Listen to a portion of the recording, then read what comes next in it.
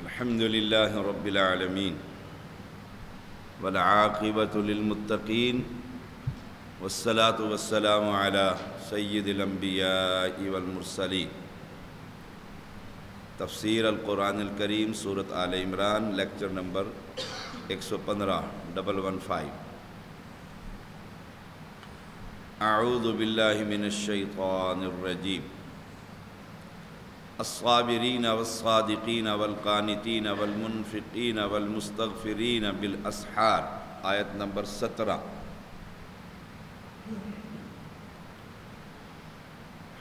پچھلی آیت میں ہم نے پڑھا کہ اپنے ایمان اور پھر استغفار، گناہوں کی اور آگ سے عذاب اس سے بچاؤ کی اللہ بادشاہ سے التجا کرنا۔ اب ہے صفات، مومنین کی صفات۔ الصابرین، صبر کرنے والے، جنہوں نے دعا کی تھی نا، ربنا اننا آمنا فاغفر لنا ذنوبنا وقنا عذاب النار۔ خالی دعا نہیں کہ دعا کر لیے، ان کے اندر وہ کون ہیں؟ وہ لوگ جو صبر کرنے والے۔ صبر کی 3 قسمیں۔ نمبر 1، نیکی پر صبر۔ قیام اللیل کر رہا ہے، ٹانگیں تھک گئی ہیں، قرات لمبی ہو گئی ہے، لیکن صبر کر رہا ہے کہ نیکی کرنی ہے۔ تلاوت کر رہا ہے تو نیکی کرنی ہے۔ الصابرین، صبر کرنے والے، نیکی پر بھی صبر۔ انہوں نے کہا تھا آج نہیں میں پڑھتا۔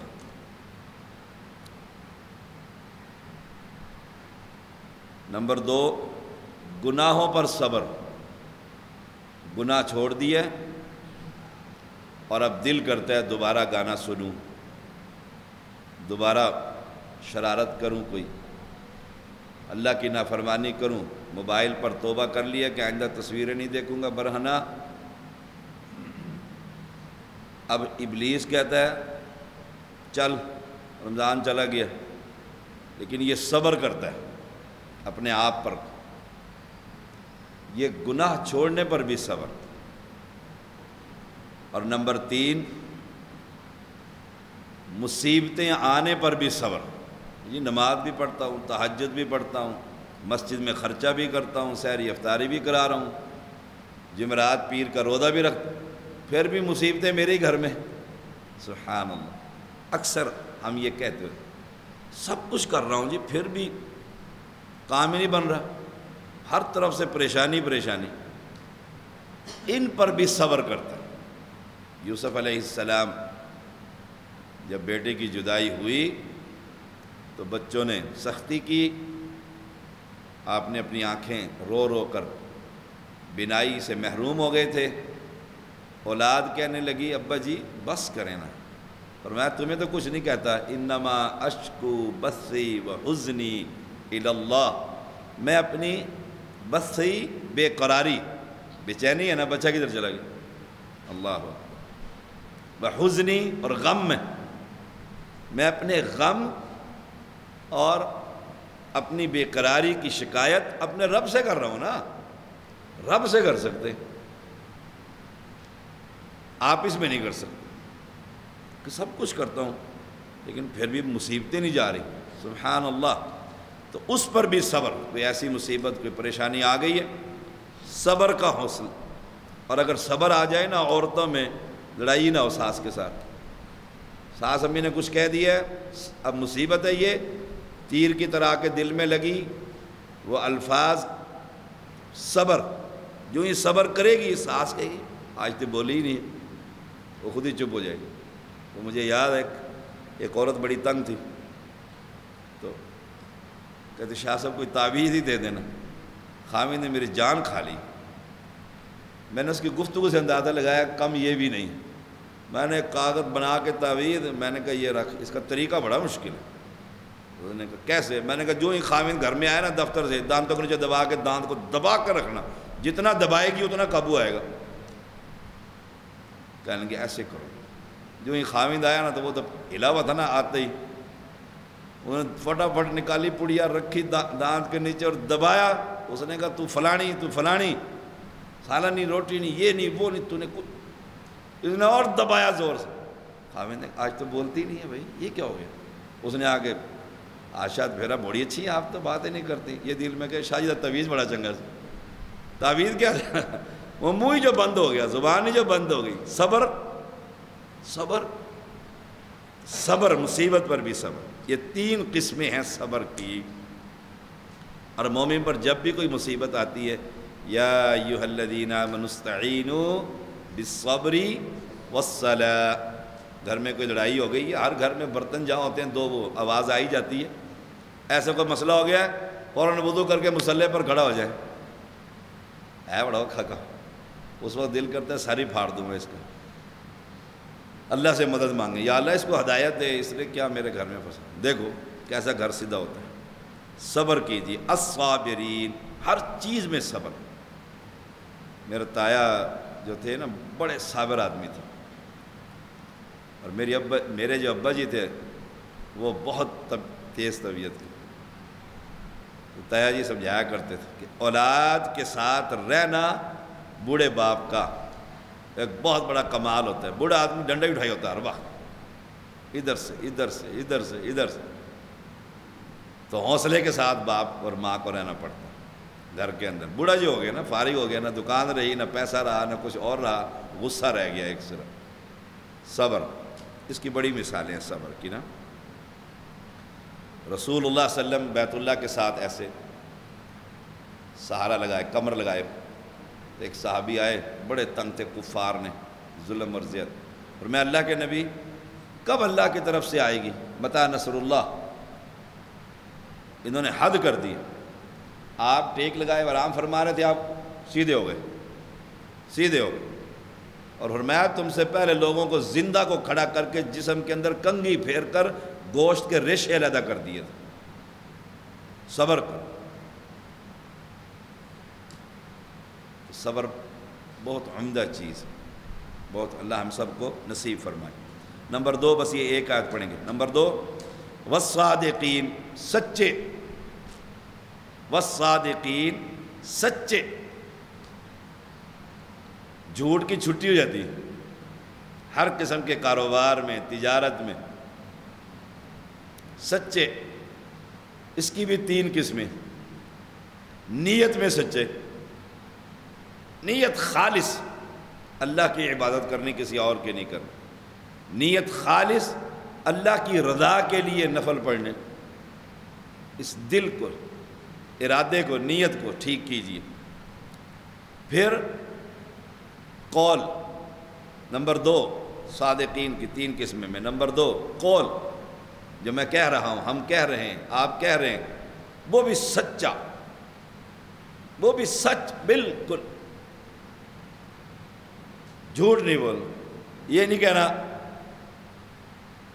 جاؤ بیٹے کو باہر جا کے تو ابو جی گھر پر نہیں ہے, وہ آ کر کہتا ہے ابو جی کہہ رہے ہیں ابو جی گھر پر نہیں ہے. شروع سے بچے کو ہم جھوٹ سکھا رہے ہوتے ہیں. رسول اللہ صلی اللہ علیہ وسلم کے پاس صحابیہ, آپ گھر میں, بچے نے شرارت کی تو ماں نے کہا ادھر آؤ انس, آؤ میں تمہیں چیز دیتی ہوں. تو رسول اللہ صلی اللہ علیہ وسلم متوجہ ہوئے. جب وہ قریب آئے تو آپ نے پوچھا چیز دو گی؟ فرمایا جی کھجور رکھی ہے, میں سے دوں گی. اگر تم نہ دیتی تو تمہارے نامہ اعمال میں جھوٹ لکھا جاتا. دیکھیں بچہ ہے نا, اسے کہتے بچے کو تو آپ کو نا چیجی, وہ تو بھاگتا ہوا آئے گا. آگے اسے بہلا لو کسی اور چیز میں تو نامہ اعمال میں کیا لکھا گیا؟ قول, جھوٹ. من لم یدع قول الزور, جو جھوٹ نہیں بولتا روزہ رکھ کر کوئی فائدہ نہیں. فلیس للہ حاج. نمبر 3, فعل میں بھی سچے, نیت بھی سچی, قول بھی سچا, عمل میں بھی سچے, کہ جو کہہ کر گیا اس پہ عمل کر رہے. رسول اللہ صلی اللہ علیہ وسلم کے بارے میں آتا ہے, ایک بندے نے کہا آپ کھڑے ہوں میں چیز لے کر. فرمایا میں یہیں کھڑا ہوں. وہیں کھڑے رہے، گھنٹے گزر گئے، وہ بھول گیا۔ بڑی دیر کے بعد اس نے کہا آپ تب سے یہیں کھڑے ہیں؟ فرمایا میں نے کہا تھا نا میں یہیں کھڑا ہوں۔ فعل میں بھی سچے۔ تو تین چیزیں، الصابرین والصادقین،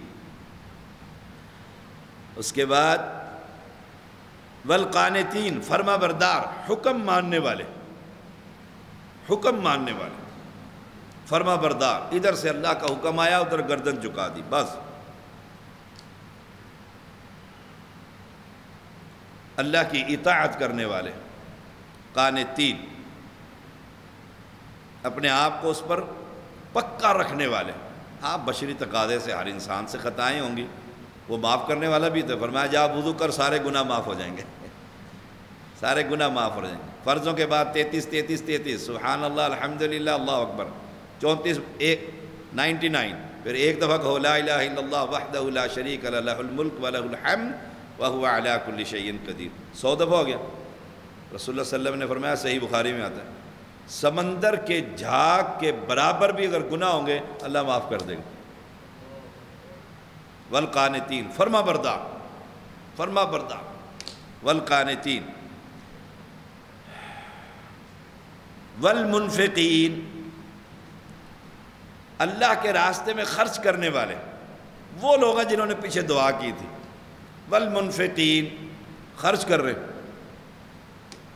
اللہ کے راستے، مال نہیں ہے، جان خرچ کر رہے ہیں، جان خرچ کرتے ہیں، بدنی عبادت کر رہے ہیں۔ مجھے یاد ہے میرے استاد حافظ عبداللہ بہالپوری رحمہ اللہ، ایسوسیٹ پروفیسر، بہت بڑے عالم دین، جب مسجد کی تعمیر ہوئی نا تو اس کندھے پر خود گارڈر رکھ کر، جو 3 بندے نہیں اٹھاتے تھے اکیلے اٹھا کے چھت پہ رکھتے رہے پوری۔ اللہ کے راستے میں مال بھی اور جان بھی، انفاق میں صرف مال نہیں، جان بھی، کہ خود محنت کر رہے ہیں، خود دوڑ کر رہے ہیں، خود بھاگ رہے ہیں، خود اللہ کے دین کی خدمت کر رہے ہیں۔ اور آخری بات، والمستغفرین بالاسحار، سحری کے وقت استغفار کرنے والے۔ دیکھیے سورۃ ذاریات نکالیے، سورۃ ذاریات، سورۃ نمبر ہے 51 اور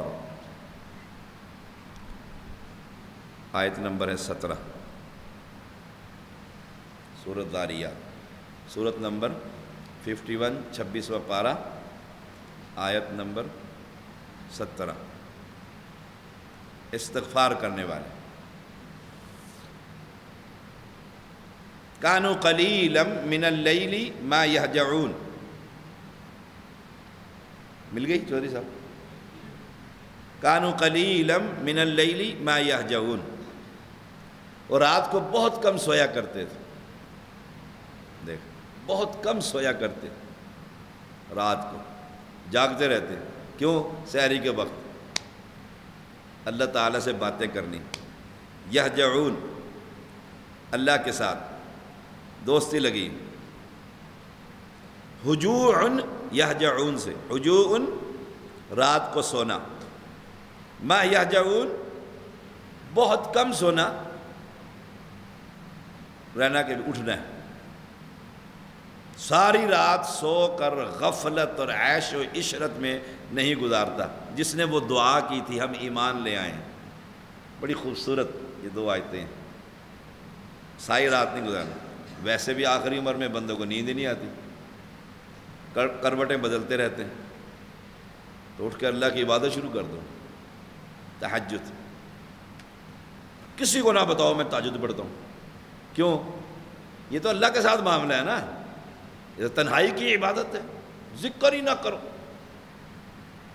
پھر یہ شاہ صاحب میرے لیے دعا کرنا، شاہ صاحب کہیں اچھا میں خاص وقت میں کروں گا۔ اب آپ کو پتہ لگ گیا خاص شاہ جی تہجد پڑھتا ہے، تو میری وہ عبادت کس کے لیے ہوگی؟ آپ کے لیے، اوپر سے کیا ملے گا؟ ککھ بھی نہ۔ رات کو عبادت کرنے والے، حدیث میں آتا ہے رسول اللہ صلی اللہ علیہ وسلم نے فرمایا اطعموا الطعام لوگوں کو کھانا کھلاؤ. یہ نہیں کہ اب دیسی مرغا لائیں تو بھونیں اور تیار کریں، نہیں، جو دال روٹی پکی ہوئی ہے کسی کو کھانا کھلا دو، لوگوں کو کھانا کھلاؤ. نمبر 2 واصل الرحمہ، صلہ رحمی کرو. جو ناراض ہے السلام علیکم اتنا ہی کر دو. وہ میں نہیں اسے سلام کرتا. صلہ رحمی کرو، صلہ رحمی کرو. کیوں؟ لا يدخل الجنت قاطع، قطع رحمی کرنے والا جنت میں داخل نہیں ہوگا.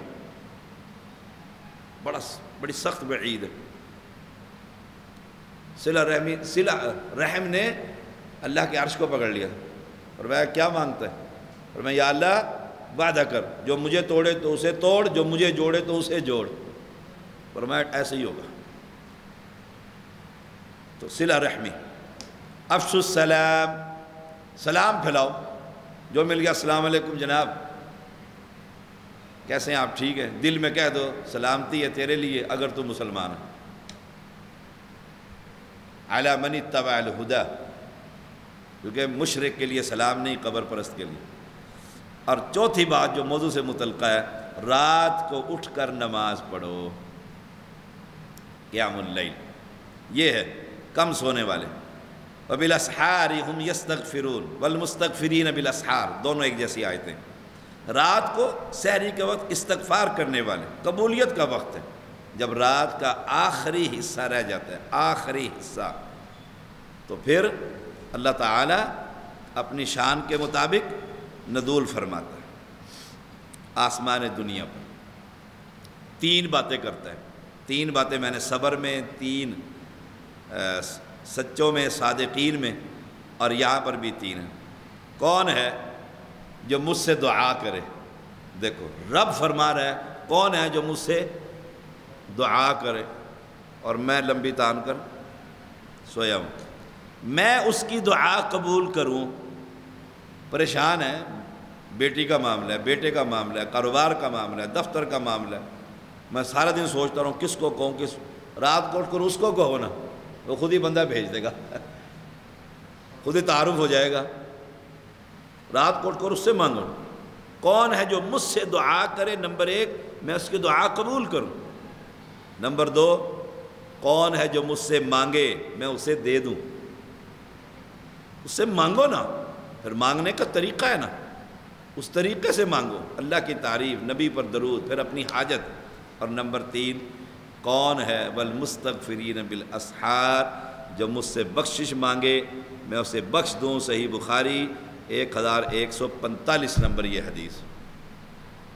کون ہے جو مجھ سے بخشش مانگے؟ رات کو اٹھ کر بخشش مانگو اللہ تعالیٰ سے.